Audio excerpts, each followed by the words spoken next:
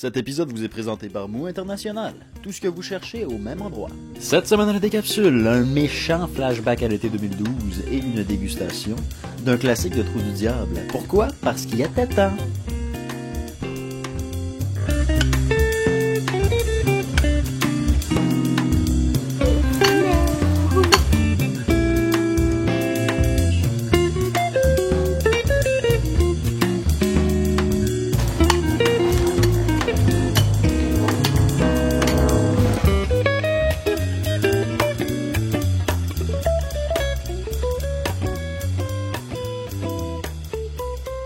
Bonjour et bienvenue à la décapsule, un petit épisode hors série où est-ce qu'on fait une dégustation relax, à l'ancienne Assez méthode. relax. Oui, assez relax. Vous nous avez vu buter toute la journée, installer ce magnifique hamac. Et maintenant, comme deux macaques dans un hamac, nous allons nous remplir la bouche de bonnes choses. On pense que ça va être excellent. En fait, il s'agit de la brasserie Trou du Diable qui fait cette magnifique bière, la buteuse. Incroyable dessin. Ouais. Laisse-moi le montrer à la l'histoire caméra. est incroyable aussi. Tout à fait, raconte-nous ça. Alors, le père Buteux, qui était un jésuite, est arrivé au port de Québec, je pense, en 1664, dans ces eaux-là. C'est lui, là. Ouais. Et puis, il s'est dirigé vers Trois-Rivières. Il était le premier jésuite à venir évangéliser les Indiens Ah, le au Québec. jésuite. Eh oui. Le père Buteux, donc, est parti à un moment donné en expédition avec les Algonquins sur la rivière Saint-Maurice. Puis, il y a eu une petite surprise. Les Iroquois n'ont pas reçu vraiment sa présence avec gentillesse. Non. Et ils ont massacré les montagnais qui l'accompagnaient. Et lui-même a été lancé du haut des chutes du Trou du Diable. C'est ça, on voit les chutes en arrière-plan ici. Les chutes, donc, bien entendu, mortelles pour lui. Ce fut sa fin. Ça fut sa fin. Et Mais pas on tout dit à que, fait. que le diable habitait le Trou du Diable, évidemment. exact. Et puis, le diable s'est réjoui de voir arriver cette âme Le diable qui est à juste cet ici. endroit. Et puisque le père Buteux avait fait un séjour chez les moines Oui, en Belgique. c'est exact. Et les puis- trappistes. Les trappistes. Et puis, donc, le diable qui aimait beaucoup la bière. L'a trappé. Il l'a attrapé et il lui a demandé son savoir pour pouvoir lui-même brasser de la bière. Bon, incroyable. Quelle Ben, légende. voilà. Et Ça prendrait des verres, justement. absolument. Ce qu'on veut faire ici, ben, tout d'abord, c'est remercier la personne qui nous a fait connaître cette bière. Ça va. On a acquéri cette magnifique chose, une énorme bouteille qui se vend à C'est une vingtaine de dollars. une vingtaine de Pas dollars. donné. On peut peut-être la trouver un peu moins chère, mais Mais On voit on ne fixe pas notre attention sur le prix. Monsieur Pierre Bellil de la saucisserie Saucisserie Sainte-Rose, une place à visiter si vous avez la chance. Saucisserie BAM, ils ont un restaurant bière au menu à Bois-des-Filions. Ça vaut vraiment la peine. Regardez notre épisode, là. Il y a un beau petit lien là, pour vous amener. chasse à la saucisse. La chasse à la saucisse. Alors, d'abord, on peut voir un collet intéressant. Ben, tout d'abord, oui. Direct, quand je l'ai ouverte, là, on Mhm. voyait qu'il y avait beaucoup d'effervescence. C'est pour ça, d'ailleurs, que probablement que c'est dans des bouteilles comme ça à champagne. Absolument. Une superbe effervescence. Belle couleur orangée. Les bulles en suspension. Tu là, vois dans que la mousse, lumière, elle va se sont tenir, là. particulières. Ouais, absolument. Elle se tient sur le verre bien comme il faut. Wow. Belle couleur. Ouais, elle se tient Alors, hyper bien. ce qu'on sait sur cette bière-là, c'est que c'est fait avec 3 souches de levure différentes. C'est Donc, exact. ça doit être assez complexe. Ben, j'aimerais... Probablement une souche belge là-dedans, ou 2, ou 3. Et puis, c'est ensuite mis en baril de chêne pendant 4 mois. C'est des barils de chêne qui ont contenu du brandy, du brandy de pomme de la cidrerie Michel Jourdain. Tout à fait.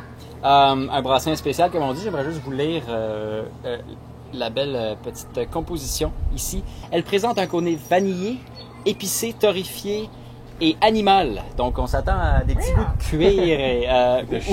ou de phéromones de route. Où se mélangent aux effluves d'alcool chaud, le caramel brûlé, la pêche, l'abricot et le tabac frais. C'est ça qui m'intrigue le plus, c'est le tabac frais. Une sérieuse C'est bière. vanille, c'est- Ouais, ça ressemble à vanille. c'est exact. Mais On parle du tabac à pipe on à vous ce conseille moment-là. de la sortir au moins une demi-heure avant de la déguster. Parce Mhm. que c'est trop froid, c'est pas intéressant. Non, c'est ça. Alors, regarde la mousse, elle s'est tenue. Ah, Elle se tient super. super bien. Au nez, qu'est-ce que ça dit? Ça donne une impression que ça va être crémeux à souhait. Hein? D'ailleurs, on vous conseille de prendre des verres assez larges pour Oh. déguster ce genre de bière-là. Oui. Pour qu'au nez, Mhm. tous les arômes sortent bien. Tout à fait. Déjà, c'est assez fruité. On sent les esters qui viennent des levures de haute fermentation. Tout à fait. Et c'est assez fruité, on dirait presque de l'abricot. L'abricot est définitivement là, On sent mais l'alcool. il y a de l'amande également. On sent l'amandine. La On sent que c'est une pâtisserie. bière forte juste au nez. Ouais. Là, c'est apparent. On goûte? On goûte. Chine Chine, à la décapsule. à la décapsule.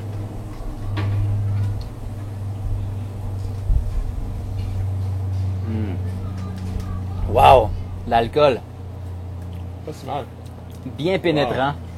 N'est-ce pas? Mm. Hyper présent, mais jusqu'au fond de la gorge. À peine est-il rentré dans la gueule. Tu vois, là, le nez commence à s'ouvrir, là.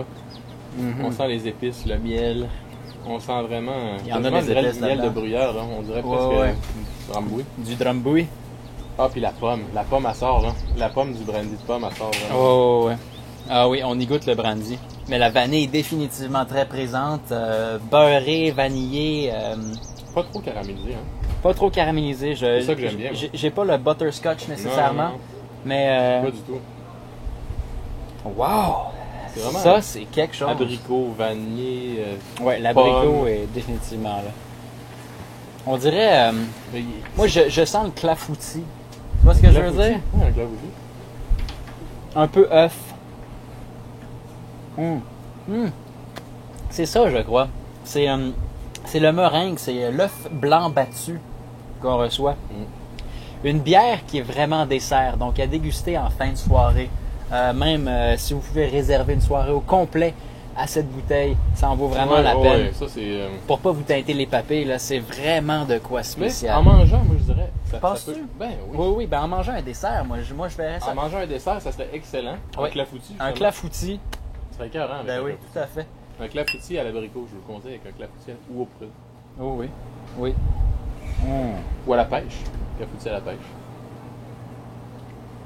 Superbe chose. Moi, ce qui m'impressionne, c'est la texture. Ah, la Elle est texture vraiment est soyeuse. veloutée. Elle est vraiment soyeuse. Ah oui, oui. Mais, C'est crémeuse, c'est incroyable. oh oui, c'est l'œuf blanc battu. C'est Elle est pas lourde. c'est hein. l'œuf en nuage, l'œuf en Elle est super légère. super légère. Mais dès le départ, on s'attendait à quelque chose de crémeux. On sent la complexité des levures. Je sais pas qu'est-ce qu'ils mettent dedans, si c'est des levures de champagne.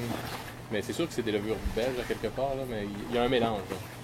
Puis ça donne un effet vraiment spectaculaire au niveau des épices. Ils Absolument. en mettent pas des épices dedans. Hein. C'est Non, vraiment c'est les vrai. levures qui C'est donnent. vrai. Qui donnent Alex, j'adore ces dégustations. Toujours pleines de surprises. on est choyés, là. Ah, certainement. Merci encore à Pierre Bellil qui nous a Ouais. fait connaître cette belle chose. Magnifique chose qui... Tu sais, on achète une bouteille de vin Mais à 20 piastres. Ouais, c'est ça. Ben, ça, là, Alors que ceci, c'est spécial. là. ah, c'est une... Moi, j'ai aucun problème. Parce que c'est un vin en soi. Tu le dégustes comme un bon cognac. Oui. Comme un bon brandy de pomme. Exactement. C'est exactement le même principe. Ah, et le brandy de pomme, qu'est-ce que c'est bon d'ailleurs, soit dit en passant. Mais un alcool qui est... Sais-tu quoi? Oui. Là, il y a des... Ça sort, là. Mais le xérès. Ça goûte vraiment le xérès. ouais. Il y a un petit côté xérès. Mais moi, je viens de percevoir... Tu viens de percevoir. Je viens de percevoir. Ça t'affecte déjà, hein? Ben, ça me troue comme un trou du diable, ça me passe en passoire. Je viens de percevoir le baril. Tu vois? Ouais, le foot de chêne là, qui sort. Le foot de chêne, c'est ça. Le foot Le de pied de chêne. chêne. Ouais.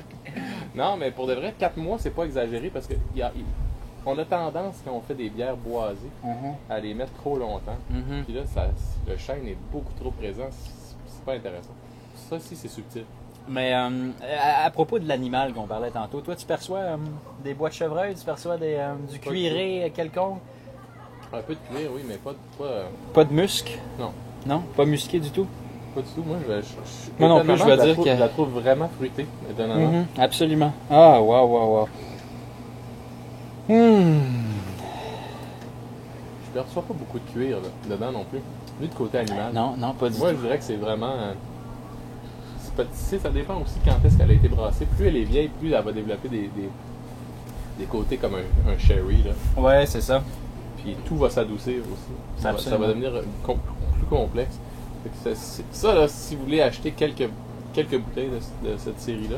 Vous en mettre en réserve, J'ai les goûté allonger. après 2 ans, après 3 ans, Ah, après 4 ans, ça, après c'est 5 une ans, idée. 6 ans, 7 ans peut-être même. Ça peut aller peut-être même jusqu'à 7-8 ans. Ouais, ouais, Des ouais. bonnes bières comme ça peut, comme des fins du monde, on peut faire vieillir ça. Absolument. Ça, c'est un beau projet. Donc, partez-vous ça à la maison, un petit cellier.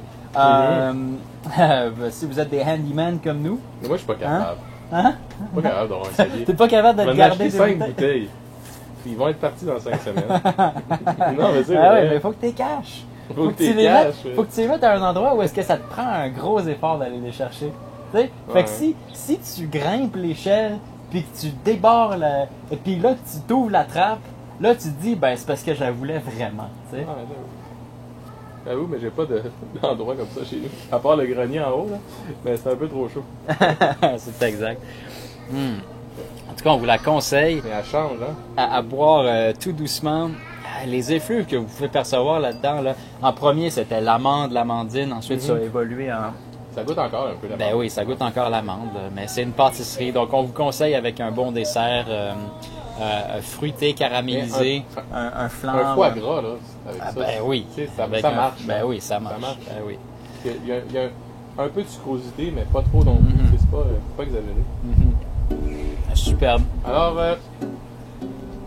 comme dit le dicton, Comme dit le dicton, toute bonne chose. toute bonne chose a une fin, sauf les saucisses qui en ont deux. Il y en a 2 et.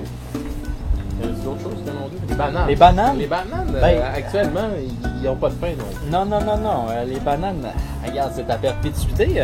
Puis les ressemblances sont inouïes. On a deux fruits curvés. La saucisse étant un fruit, bien entendu. Ben oui.